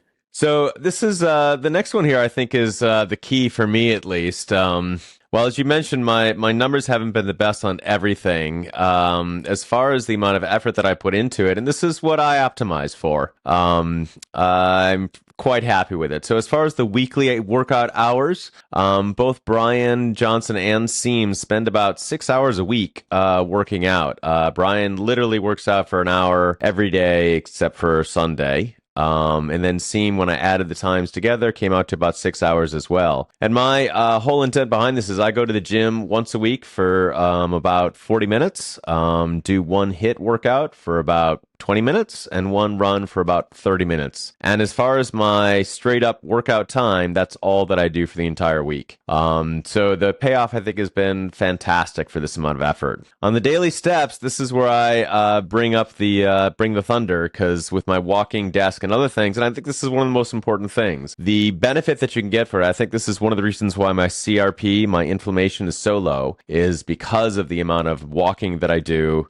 And I'm able to do it while I'm doing computer stuff, working in my computer. Daily supplements as well. I mentioned the only thing I'm taking really is potassium, which is quite a mild, simple vitamin that you could get with any bananas or anything. Whereas Siim's taking about 15 of them. He has a number of them. Glycine, taurine, creatine, other things. And then Bryan Johnson has over 100 of them, and many of which he actually sells in pills that you can buy. I don't think that the evidence is conclusive on these drugs, and I think that the majority of the benefit is available from the exercise and the diet stuff. Similarly, on the monthly cost, Bryan brags about spending $2 million a year on his health, coming to $170,000 per month. Siim, I think, is paying more than that when I add up together the estimated costs for his supplements. This is my estimate for his number, not his own. He doesn't publish these numbers. And for myself, I have a $60 gym membership, which enables me to do those squats and bench press that I do. And the potassium is basically a wash, so there's virtually no expense put on my health. Couldn't you technically add the steps? So that's about 7-ish hours of walking. Wouldn't you technically add that to your weekly workout hours? So it's a workout, and I mean, it's not aerobic or anything for me. That is one of the things that I kind of slide under the table, if you will. But also, I haven't added that in for the other people as well. Although I think Sim does a certain amount of walking, maybe around 8,000 to 10,000 steps. Bryan Johnson, as far as I can tell from having read his stuff, doesn't walk any appreciable amount over an average American, which is going to be around 4,000 to 6,000 steps. He does things like on the weekend where he'll climb up a mountain, but that's clearly aerobic. He's doing it with rooking and with heavy weights, and he's going up at speed, which isn't really the point of walking. You can't speed run the walking to get the benefits out of it. The benefits of walking is the long time. It's about an hour and a half to 2 hours of walking a day just to get 10,000 to 12,000 steps. So you're right. If I include those daily steps into the workout hours, then I'm the worst of this because that's 2 hours per day. It's going to be around 15 to 18 hours of walking per week. But for me, that's time on my computer when I can be writing emails, responding to emails, reading things as well, reading studies. So I don't consider it to be extra time.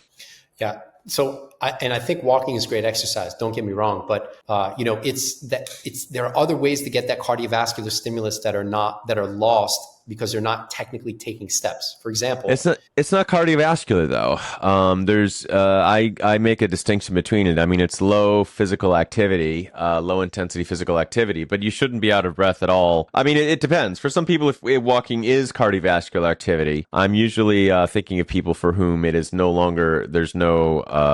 effort to do so. But even if your resting heart rate is 50 or 60, and if you're going for a walk, your heart rate during that walk is going to increase. Maybe it's up to, if you're highly fit, maybe goes to 75, 85, 90. That's a cardiovascular stimulus.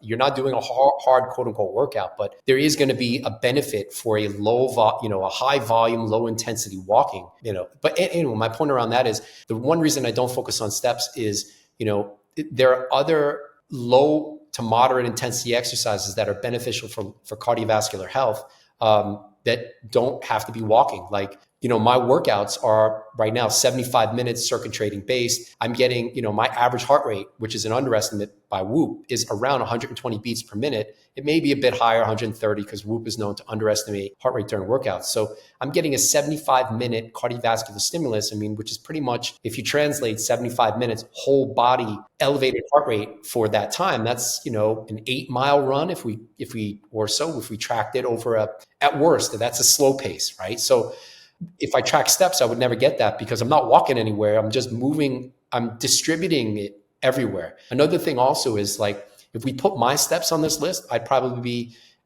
just as low as Bryan. Walking is a part of my approach. Don't get me wrong. But for example, for the past 2 days, I've been doing some chainsawing, cutting down trees. Nice.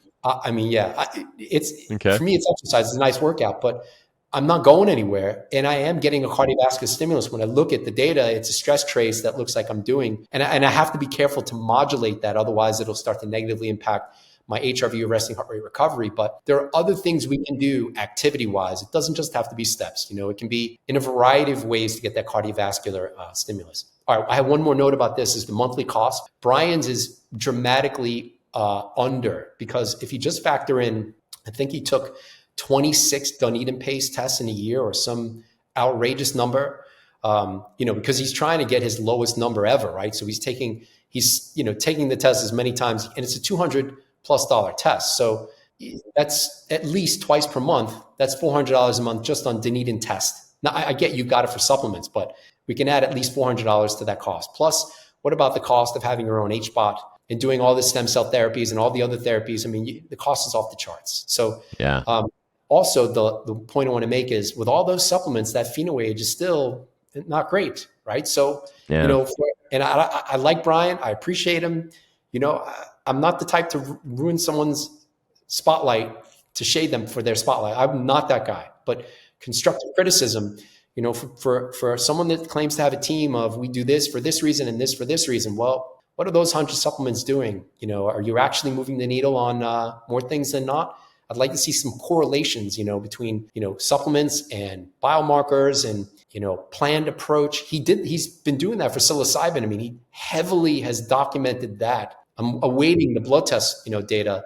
And I'm sure that there are going to be some over exaggerations based on pre and post, because you would need Yeah. to do that experiment 5 times. Show me at least 5 tests baseline and 5 tests without psilocybin. But yeah, I mean, for 100 supplements, it's a lot to be taking to have a 9-year younger pheno age. And that just shows you can't biohack your way to having quote unquote optimal biomarkers for at least those 9. So not with the supplements. Those are going to have a very indirect, it does. I don't think he could. shows the path doesn't really get that way. It could, but it's maybe that they're just not targeting the right supplements, or some supplements are just, doing more harm than good in some cases. So, and which would those be? Okay.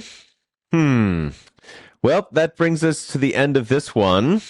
Right, so we're going to jump straight now into the Unaging Challenge. So I've talked about this a few times on your podcast. It's been an exciting journey. So we're just wrapping up now. We're in the last month of the 2025 Unaging Challenge. We started with about 130 people who registered for the challenge. It's a free challenge. And I've been watching it go steadily through, and I must say the numbers have dropped significantly. So I would say that it's living up to the challenge name. It's not easy to do the things, although the time, as I've mentioned, is not that significant, is not that much of your week. It's about an hour and a half of exercise time per week, and that's not including the walking. Don't spoil that. But the actual gym time is only about an hour and a half. And in return for that, you get about an estimated extra 20 years of life, taking you to nearly the centenarian level on an average, according to the actuarial tables and the observational tables. There's no guarantee on that. You won't get any money back. It's not going to cure cancer, but it will give you a significant health increase. At the end of it now, we already still have around 10 or 20 people who are still continuing the challenge, and we've made some improvements to it in the clarity, the emails, the support structure that we set up for it. So we're doing the 2026 challenge. So to talk about some of the things that they did in the challenge last year, that's the wrong way. So people had about a 65% increase overall in strength. This is a very blended figure. So for some of these people, they were beginners and had doubling or more. It's hard to say because they're just starting to lift weights. But even the experienced people, myself, when I did it with the early adopters, I grew in about 10% strength from doing more intensive stuff, as well as taking the creatine, which I don't take regularly. But for special occasions and for really building bulk, it's a great way to do it in a shorter period of time. But the way I like to think of it, though, is if you put all the people together who did the strength challenge part of the Unaging Challenge, and all of the amount of weight that they lifted in kilograms, it was enough actually to lift a fully loaded semi between all of us. So this is our joint effort in moving heavy objects, picking them off the floor or pushing them away from the bench. And through the challenge, we go through and let people customize and work out the best way to do an exercise for you and make sure that people are doing it at the level that's appropriate for them. It's for people who are beginners who are also trainers, can learn ways to tweak their own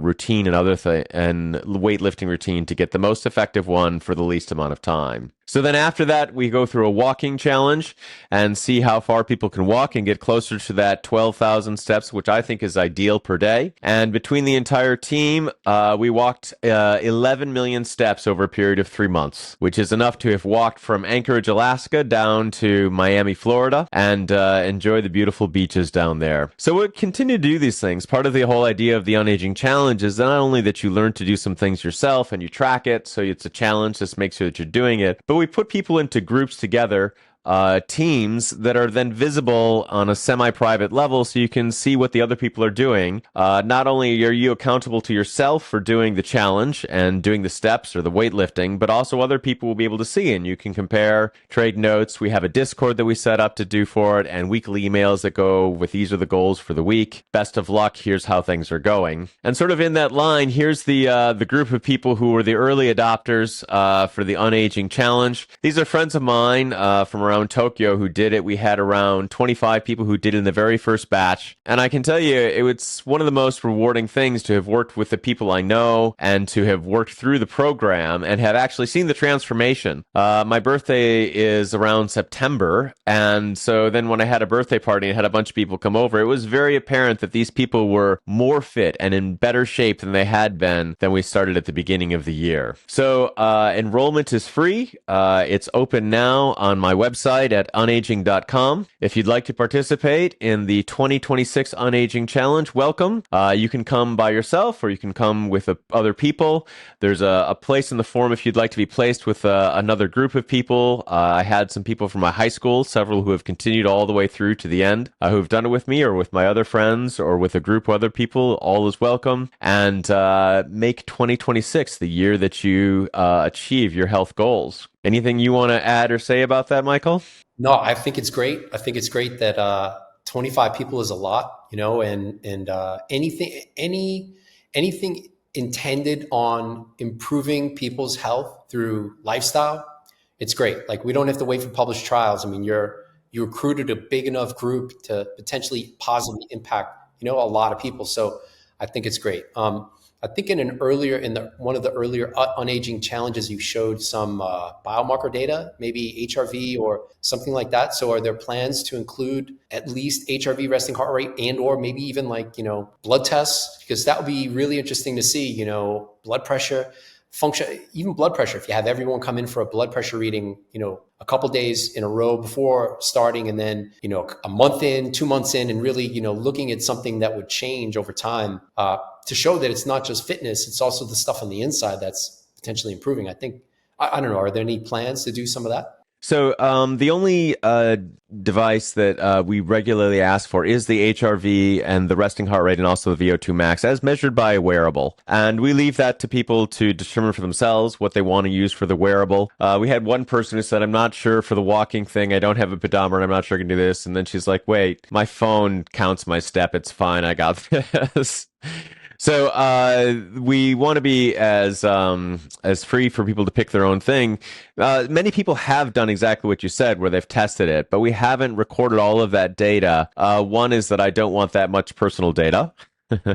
Though we do go through with the amount of weightlifting that's been done and the resting heart rate and the other things, and we can see the benefit over time. And some of the things have been surprising. Like, some people have said that they've had the best sleep from the Unaging challenge that they've had in years. Specifically, the walking seems to have a huge help with that. One of the other people in it said that they're able to sleep in the same room with their wife again because their snoring has greatly been reduced by doing the Unaging challenge.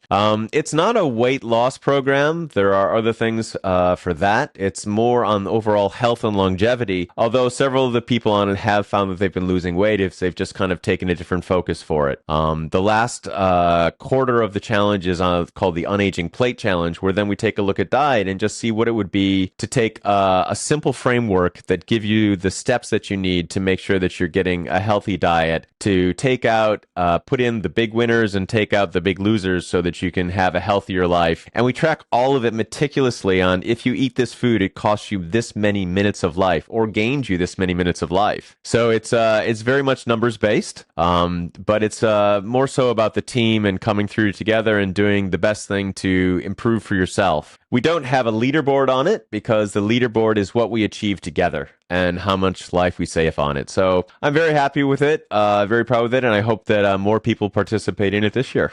Nice. And then, so is the intention to have it relatively small? Because what happens at some point, because I'm going to be doing this forever, or as long as my forever is, and you too, I'm sure, in terms of health and, longevity optimization. So I can only imagine that. So in this year, were there more people for this version of the Unaging Challenge? Weren't there more people than last time? We've operationalized it, and the teams are always small. So the teams are around 10 to 20 or people or so per team for a couple of reasons. Just one thing is to keep sort of the information a little bit tighter, and so that it's a group of people that you could say, okay, you sort of recognize. But we can scale up to a larger number of teams. With my initial early adopters group, we had just one team of about 20 people or so. But then when we did the challenge, we started out with 14 different teams of people. Actually, yeah, I think we had about 14 different teams. So we'll continue to increase the number of teams. We're also looking at the input mechanism to see if we can make it a little simpler and make it a little bit more intuitive. Eventually, probably we'll make it into an app if it continues to be popular and we continue to increase the numbers. And then that will give us a lot more ability to sort of pull some of that data stuff to make it perhaps more rigorous on the reporting side. Nice. So it could be a global movement, right? At some point, if it gets big enough. I know this is a delusional, it's the goal. Yeah, or grander, right? Right, Yep. but you never know with these things. So, and the intention is good. The intention is to do, to improve people's health. So do people have to be in Japan? Is this a Japan local only, or Not it at can all. be? We have someone doing it right now at Antarctica. So, no, you can be wherever you are. It works with the materials that you have at hand. For the weightlifting portion of it, you do need to find a place where you can lift heavy objects. But many people have done that in their own houses or with their own home gyms or with straps and other things. So, no, there's no geographic requirement for it. Open to all. I guess the Antarctica, we can find out about the alien bases, right? I'm joking. Exactly. He's I'm digging joking. it up now, sending in Yeah. messages. I'm like 99% joking. There's like these internet memes of there are aliens in Antarctica and US is studying this and this and that. So anyway. Thanks, Chris. This is great. I appreciate having you on. You're always great we could go for hours. So yeah, this has been great. And thanks for being on today. Yeah, great. Thank you so much for the opportunity and all the feedback on the biomarkers and things. Lots of stuff to think about. Always a pleasure, Michael.